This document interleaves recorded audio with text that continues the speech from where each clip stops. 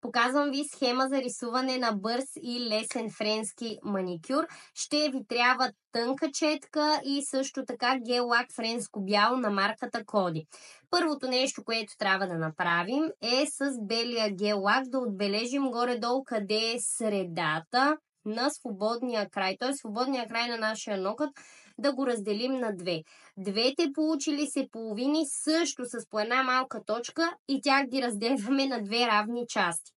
Следващата стъпка е да направим линия, която да започва малко над точката ни на врастване и да завършва в по-близката точка, която сме направили на свободния край.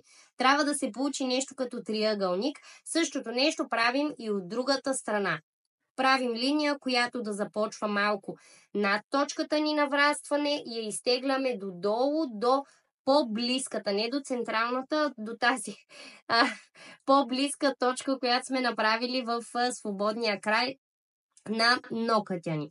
Следващата стъпка реално е от централната точка да направим свързването и красивите завои на френския маникюр.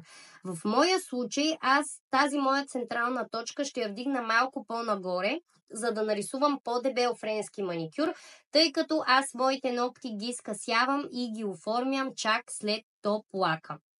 И виждате как се получава.